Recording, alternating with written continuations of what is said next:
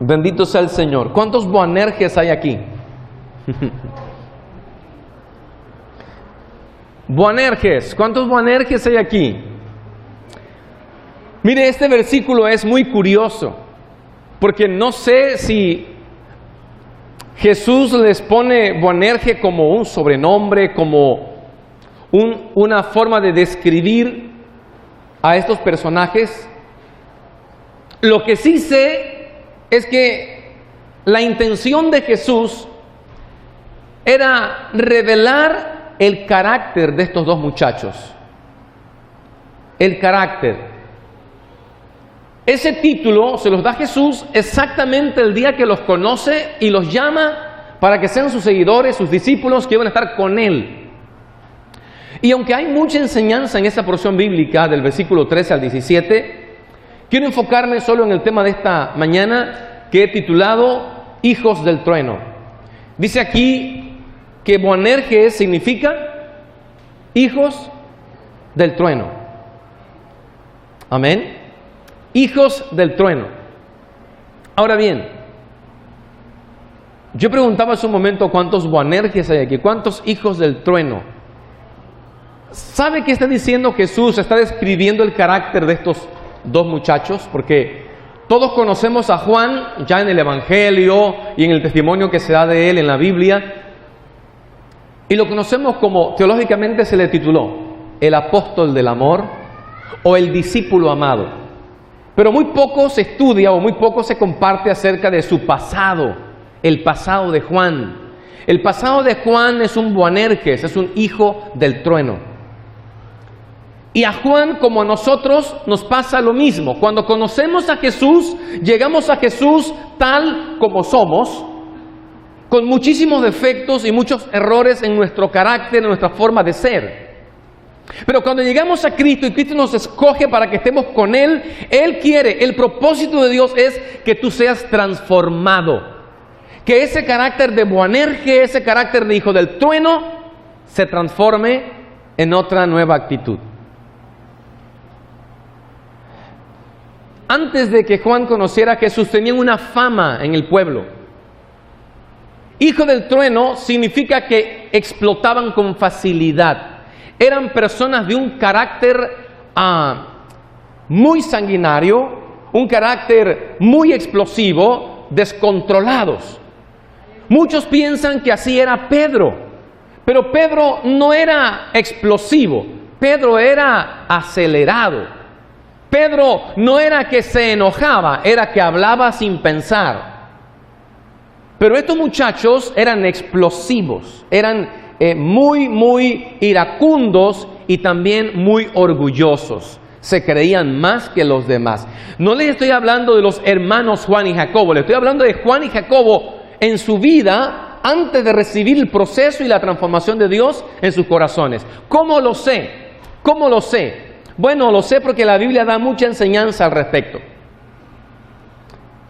El mismo día que Jesús los llama, les pone así, y Mateo 4:21 lo confirma. Mateo capítulo 4, versículo 21. Y les dijo: venid en pos de mí, y yo haré pescadores de hombres. Ellos entonces, dejando al instante las redes, le siguieron. Pasando de allí, vio a otros dos hermanos, Jacobo, hijo de Zebedeo, y a Juan, su hermano, en la barca con Zebedeo, su padre, que remendaban sus redes, y los llamó. Y ellos, dejando al instante la barca y a su padre, le siguieron. Jóvenes, se considera que en la etapa de la juventud el ser humano es muy volado, no solo en su carácter, también en sus decisiones. Todas las personas padecemos un poquito del carácter de Juan y de Jacobo. Todos de alguna forma, unos por el coraje que rápido explotamos, otros porque nos aceleramos en muchas cosas. Jesús llama a Juan. Y el día que Jesús lo conoce, dice: este muchacho es un hijo del trueno, es explosivo. Vamos a ver unos ejemplos de la explosividad de estos muchachos. Vamos a verlo en Lucas capítulo 9, versículo 46, para que ustedes vean que había un poco de orgullo. El carácter de hijo del trueno es aquella persona que siempre siente que es superior a los demás. Entonces entraron en discusión sobre quién de ellos sería el mayor. Dice, y Jesús, percibiendo los pensamientos de sus corazones, Jesús percibiendo los pensamientos. El problema no es quién es el mayor, es que en el corazón había algo que no había sido aún cambiado y estaban compitiendo por ver quién era el más importante de los 12. Porque los seres humanos siempre dicen, bueno, llamo a 12, pero ¿cuál de los 12 cuál es el más interesante? Ese es el ser humano. Para la mente de Dios no es así. Son sus 12 hijos. Para la mente de Dios son 12 hermanos. Pero el ser humano está pensando, ¿quién es el más importante de los 12? Y empiezan a discutir. Y les dijo cualquiera, dice, tomó un niño y lo puso junto a sí. Y les dijo, cualquiera que reciba a este niño en mi nombre, a mí me recibe. Y cualquiera que me recibe a mí, recibe al que me envió, porque el que es más pequeño entre todos ustedes, ese es el más grande. Oh, Jesús cambió la mentalidad de los seres humanos. Cristo quiere cambiar la mente de la iglesia, la mente de los discípulos y la mente de los jóvenes que servimos a Dios o que sirven a Dios. Porque dice la palabra de Dios, el más pequeño entre ustedes, ese es el más grande. Así que si todos te dicen que eres el más pequeño, gózate. Están profetizando que vas a ser el más importante. Si todos te señalan como el que no importa, diles, está bien, yo acá me quedo abajo, ustedes súbanse arriba al podium. Yo me quedo abajito alabando a Dios, que el que me subirá un día más arriba será Jesucristo. Dice, entonces, verso 49, entonces respondiendo Juan dijo, maestro. ¿Quién respondió? Juan. ¿Quién es Juan? Hermano de Jacobo. ¿Quién es Juanito? Es el hermanito que fue titulado Boanerges o hijo del trueno. Ellos estaban discutiendo en ese asunto, porque en otro evangelio dice que su mamá intervino y le pidió a Jesús que le concediera a Jacobo y Juan sentarse al lado de Jesús en el trono del Padre. ¡Qué mamá tan pedilona! Le hubiera pedido, Señor, salva a mis hijos, pero no, le está pidiendo un puesto para sus hijos. Hemos visto, maestro, hemos visto a uno que echa fuera demonios en tu nombre y se lo prohibimos porque no nos sigue con nosotros. Se lo prohibimos porque no sigue con nosotros. Jesús le dijo, no se lo prohibáis, porque el que no es contra nosotros, por nosotros es. Si anda sacando demonios, es de nuestro movimiento. Es que, hermano, no es de nuestro movimiento, anda predicando y es de otra iglesia. Déjalo. Pero es que es otra congregación del movimiento del Himalaya. Déjalo que predique, déjalo que ore.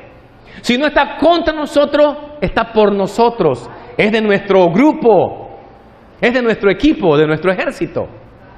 Entonces dice, Jesús le dijo, no se lo prohibáis porque el que no es contra nosotros, por nosotros es. Gloria al Señor por eso. Dice, envió mensajeros delante de él. Escuche lo que dice el texto bíblico, esto está interesantísimo. Los cuales fueron y entraron en una aldea de los samaritanos para hacerle preparativos. ¿A dónde fueron? A la aldea de los samaritanos. ¿Recuerdan la historia que entre judíos y samaritanos no se llevaban? ¿Se acuerdan?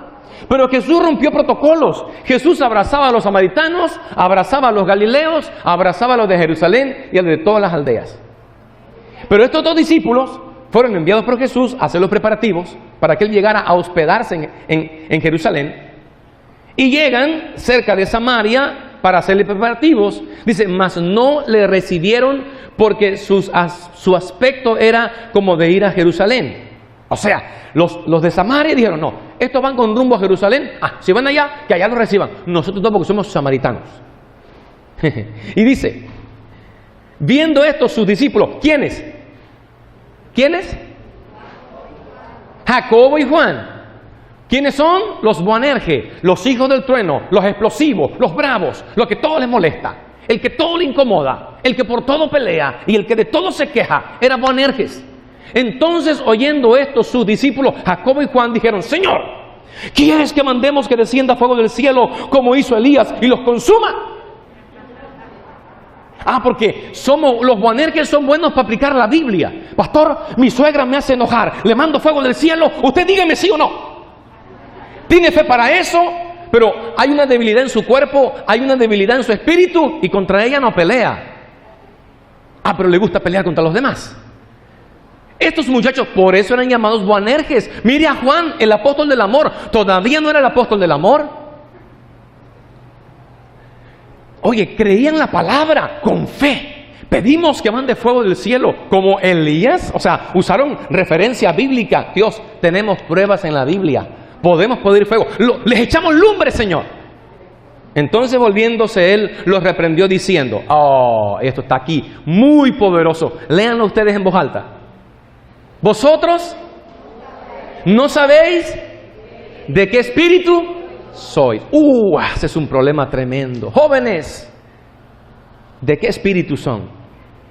Iglesia, adultos, ¿de qué espíritu son? ¿Cómo saber de qué espíritu soy? Sencillo, el espíritu que me controla y me gobierna, a ese pertenezco.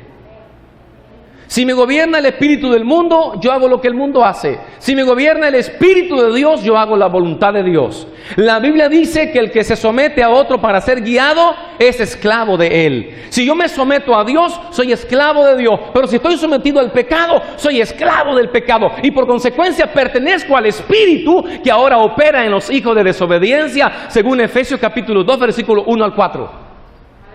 Apúntalo en sus notas rapidito porque no se lo voy a volver a repetir. Eso ya me salió a ir rápido y luego se lo digo. Efesios 2, 1 al 4. El espíritu que ahora opera en los hijos de desobediencia. Sí, porque bíblicamente todo el que no teme a Dios, hay un espíritu de este mundo, un espíritu, un demonio que gobierna a las personas a hacer lo malo. Y por eso la persona no puede dejar de hacerlo. Y por eso le predicamos el evangelio donde quiera que vamos. Ven a Cristo. Cristo te hace libre y no habrá nadie que te gobierne. Si tú te rindes a Dios, el Espíritu de Dios será quien te guíe. Pero a ellos Jesús les dice, ustedes no tienen idea de qué espíritu son. Óigame, andaban con Cristo, estaban con Cristo y no sabían de qué espíritu eran. O sea que puedo estar en la iglesia, puedo cantar al Señor, puedo levantar mis manos y aplaudir y no saber de qué espíritu soy. ¿Qué espíritu está operando en mi vida? ¿Qué espíritu me tiene a mí atado a un pasado al cual yo no puedo soltar? Soy Boanerges. Hermano, pues yo sí voy a la iglesia, pero a mí cuando me dicen algo, hermano, siento que me hierve la sangre, aleluya. Es que ¿sabe qué, pastor? Yo nací en Guerrero. Decía mi papá, es que yo soy de Veracruz, por eso soy grosero. Pero no, es que hay un problema. Dice, ustedes no saben de qué espíritu sois. Les dice, porque el Hijo del Hombre no ha venido para perder las almas. Si ustedes le echan lumbre a esas gentes, sus almas se van a perder porque aún no se han salvado. Y yo no vine a condenar, vine a salvar. Lo que tú tienes que darle al pecador es amor, es dirección, es consejo, no mal ejemplo ni malos deseos. Como eran malos los samaritanos, Juan y Jacobo se los querían quemar. Vamos a matarlos, vamos a quemarlos con fuego, Señor. Total, ¿son samaritanos? No. Dice Jesús, yo amo a los samaritanos. Yo quiero salvar a los samaritanos. Yo no vine a condenar, yo vine a salvar. Ustedes no saben de qué espíritu son. Mire qué tremendo. Ya estamos en Lucas capítulo 10, 9, 10, imagínense. Y estos discípulos aún siguen siendo hijos del trueno, Boanerges, explosivos, iracundos. Pero también vemos aquí en la misma porción bíblica, vemos que tienen un problema de orgullo. Se sentían que eran mejores que los demás, superiores que los demás. El hecho de que alguien no haga algo perfecto no quiere decir que no es bueno para hacerlo, está en un proceso. El hecho de que alguien se equivoque y no sea bueno no quiere decir que siempre será así, algún día será mejor. Si no, pregúntale a tu mamá.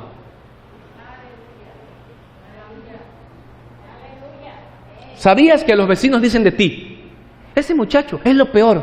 Pero la mamá dice, negro, papito, ven mi amor. ¿Se da cuenta? Quizá la gente habló mal de ti, habla mal de ti y piensa mal de ti, pero tu madre te ama.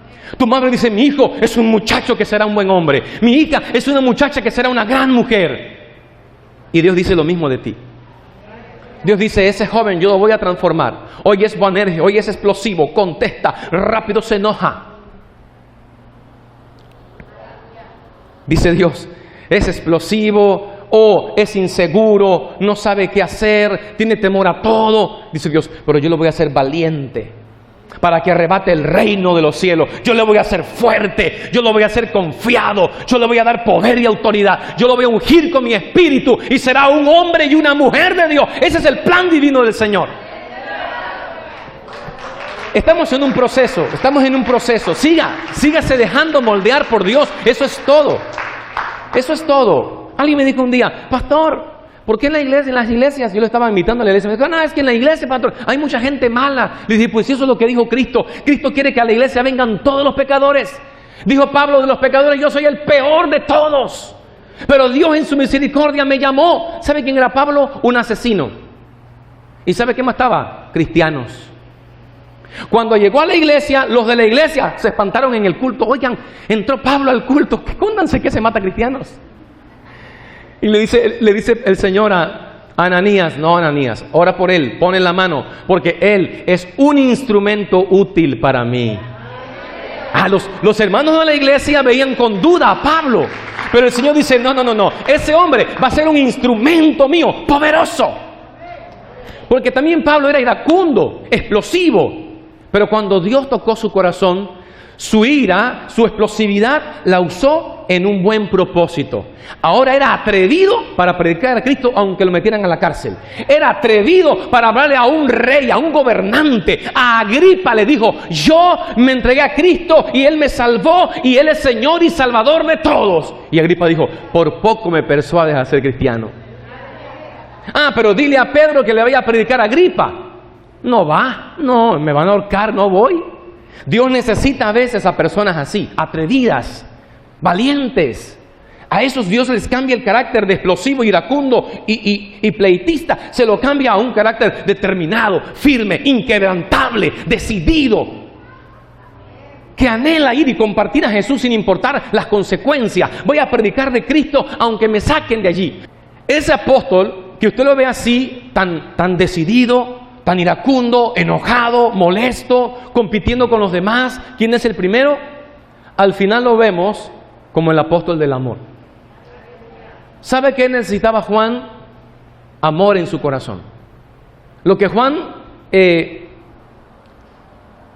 la carencia más grande en el corazón de Juan no fue dinero, ni nada de eso, fue amor. Creo que tal vez Juan creció en una familia muy difícil, con pocos sentimientos, y no recibió amor. Cuando Juan se convierte a Jesús, no sabe amar. Pero cuando empieza a relacionarse con Cristo y oír a Jesús decir, yo no vine a condenar a nadie, vine a salvar al mundo. Yo no vine a echarle fuego a nadie. Vemos en el siguiente versículo, Juan capítulo 13, versículo 23.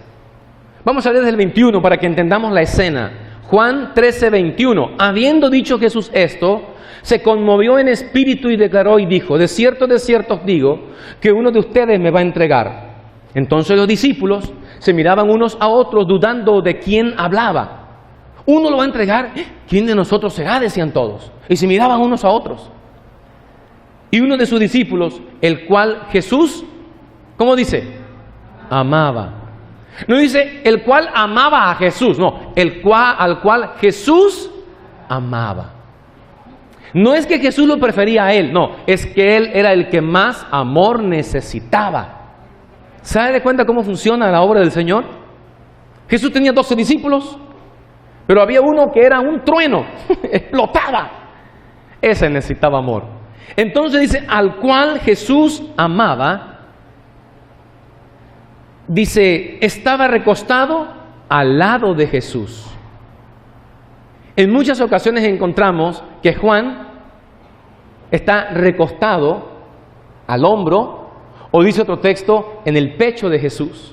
Porque en la antigüedad no se sentaban en sillas, se sentaban en el piso. Las mesas eran bajitas de 40 centímetros, se sentaban en el piso y comían directamente con los codos en la mesa, que estaba a una altura muy bajita. Así que la mesa de aquellos 12 hombres que están en el gran dibujo de la última cena no es una mesa con 12 sillas torneadas, no. Es gente sentada en el suelo. Una mesa bajita y todos recostados de lado. Pero en el pecho de Jesús o sobre los muslos de Jesús estaba Juan recostado. Dice, estaba recostado al lado de Jesús. A este, pues, hizo señas Simón Pedro.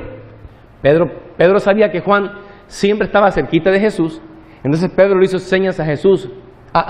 Pedro le hizo señas a Juan y le dijo, sácale a Jesús, ¿quién es? Dinos tú, ¿quién es? Tú has de saber porque tú estás más cerquita del Señor.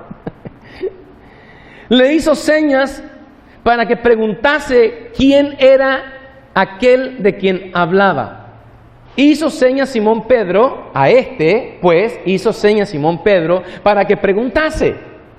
Él entonces, recostado cerca del pecho de Jesús, mire el lugar de este hombre. Cualquiera pensará que es el preferido. No, es que era el más necesitado de amor. El más necesitado de amor. Es que era el Boanerges. Era el hombre que no sabía amar, solo sabía determinar y acabar los problemas de un pleito, con coraje, con ira. ¿Quién es? Entonces, recostado cerca del pecho de Jesús, dijo, Señor, ¿quién es? Respondió Jesús, a quien yo diere el pan mojado, aquel es. Esto parece como un jueguito, ¿no? Un acertijo. A quien yo diere el pan mojado, él es. Y mojando el pan lo dio a Judas Iscariote, hijo de Simón. Y después del bocado, ¿qué dice? Satanás entró en él. Él había decidido entregar a Jesús. Ya había hecho el trato por las 30 monedas de plata. Esta noche ya había hecho el trato. Él ya había decidido entregar a Jesús. Cuando Él toma el pan, Él está aceptando. Cuando Cristo dice, a quien yo dé el pan, no es que Jesús quería descubrirlo. Jesús le estaba dando una oportunidad de decir, no, yo no quiero el pan mojado. Cuando Él acepta el pan, Él está aceptando y está entrando en problemas y el diablo entró en Él, lo dice el texto. O sea que como tú y yo estamos siendo tentados. Mientras estamos tentados, no hay problema. El problema es cuando aceptamos la tentación. Judas tuvo problemas. Judas nunca modificó su carácter, siguió siendo igual, era discípulo de Cristo, era encargado de la tesorería del ministerio de Jesús y robaba de la tesorería. No cambió, nunca hizo cambios. Juan hizo cambios y eso cambió su vida para siempre. Juan hizo cambios que marcaron su destino para el futuro y siempre por la eternidad. Juan cambió su carácter. ¿Qué dice el capítulo 20, versículo 1 al 10? Ahí mismo en Juan. Juan 20, del 1 en adelante. El primer día de la semana, María Magdalena fue de mañana, siendo aún oscuro, al sepulcro y vio quitada la piedra del sepulcro. Entonces corrió y fue a Simón Pedro y al otro discípulo, a aquel al que amaba Jesús. ¿Quién es? Es Juan. ¿Quién es? Es el ex Boanerges, el ex hijo del trueno. Ya no es aquel enojón, iracundo. No, ahora es ya el apóstol del amor. Aquel a quien amaba Jesús y le dijo, se han llevado del sepulcro al Señor y no sabemos dónde le han puesto. Salieron Pedro y el otro discípulo y fueron al sepulcro, corrían los dos juntos, pero el otro discípulo corrió más a prisa que Pedro y llegó primero al sepulcro. Dice, y bajándose a mirar, vio los lienzos puestos allí, pero no entró. Luego llegó Simón Pedro tras él, entró en el sepulcro y vio los lienzos puestos allí. Y el sudario que había estado sobre la cabeza de Jesús, no puesto con los lienzos, sino enrollado en otro lugar aparte. Entonces entró también el otro discípulo que había venido primero al sepulcro y vio, ¿y qué cosa? Y creyó. Porque aún no habían entendido la escritura, que era necesario que Él resucitase de los muertos. Y volvieron los discípulos a los suyos. Vamos a avanzar. ¿Qué otra cosa pasó con Él? Capítulo 21. Ahí mismo, Juan. Ahora capítulo 21, versículo 20. Volviéndose Pedro, vio que le seguía el discípulo a quien amaba Jesús. El mismo que en la cena se había recostado al lado de él y había dicho, Señor, ¿quién es el que te ha de entregar? Observen que Juan está manteniendo el hilo de la historia porque es su testimonio. El Evangelio de Juan es el testimonio de él. Es el testimonio que presenta cómo lo llamaban, cómo era y en qué se convirtió. Es el Evangelio que presenta el amor de Dios por un pecador y su interés por cambiarlo y convertirlo en alguien que aprende a amar a los demás. Dice el versículo 21, cuando Pedro le vio, dijo Jesús, Señor, ¿y qué de este? Porque resulta que Jesús llamó a Pedro aparte para hablar con él, y como estaban acabando de platicar, Juan venía acercándose, y Pedro, un poco incómodo, le dice, Señor, ¿y qué de este? O sea, ¿qué pasa? ¿Por qué este viene acá a hablar con nosotros si tú y yo estamos aparte platicando? ¿Qué de este? Jesús le dijo, si quiero que él quede hasta que yo venga, ¿qué a ti? Sígueme tú. Mire, aquel que andaba al principio queriendo echarle fuego a la gente de Samaria, ahora es un hombre al que Jesús tiene propósitos futuros inimaginables. Es un hombre que ama el Evangelio, que va a predicar la palabra de Dios, que amó la palabra del Señor, que se entregó por el Evangelio. Dice la historia que al apóstol Juan lo quisieron matar. De hecho, en la época de los mártires, mataron a muchos de los discípulos. Casi todos los apóstoles murieron de una forma terrible. A Juan lo quisieron matar echándolo a una caldera de aceite hirviendo. Y dice la historia secular, la historia la narran escritores, historiadores dicen que cuando a Juan el apóstol lo echaron en la caldera de aceite para matarlo, dice que entró su cuerpo en el aceite y no le hizo daño. Y que por su propio pie salió de la caldera ileso. Mire cuánto lo amaba Dios y cuánto él amaba al Señor. Aunque la Biblia no menciona cuánto amaba Juan a Jesús, yo creo que era lógico que el amor de Juan hacia Cristo y el de Cristo hacia Juan eran tremendos. Juan amaba al Señor profundamente. Dice, y este dicho, versículo 23, este dicho se extendió entonces entre los hermanos que aquel discípulo no moriría. Pero Jesús no le dijo que no moriría, sino, si quiero que él quede hasta que yo venga, que a ti. Y sabiendo ustedes que eso se cumplió bíblicamente, exactamente el apóstol Juan sobrevivió a toda la persecución y cuando estaba preso en la isla de Patmos, escribe Apocalipsis. Y exactamente, ¿qué escribió Juan en Apocalipsis? Que él estaba preso en la isla de Patmos y de repente, ¿quién llegó? Llegó Jesús. Apocalipsis capítulo 1. Él tuvo una revelación y vio a Jesús que llegó a donde él estaba y dice, vi su rostro como el sol. Sí, muy hermoso, su voz potente, poderosa. Juan alcanzó la promesa de Cristo. ¿Y qué si yo quiero que él quede hasta que yo venga? Cristo tenía que venir a darle la revelación de Apocalipsis y Juan la escribió. Y gracias a esa revelación, a esa promesa, tenemos el último libro de la Biblia, el cual está cumpliéndose página por página en estos días. Tal vez tu carácter o el mío no es el adecuado. Tenemos problemas, nos enojamos con facilidad. Cuando nos enojamos no nos importa qué tiramos o qué abandonamos. Pero necesitamos vivir un proceso con Cristo Jesús. Cristo quiere cambiar tu corazón y Cristo quiere convertirte en un discípulo amado. La palabra amado implica que Él ama a Dios y Dios lo ama a Él.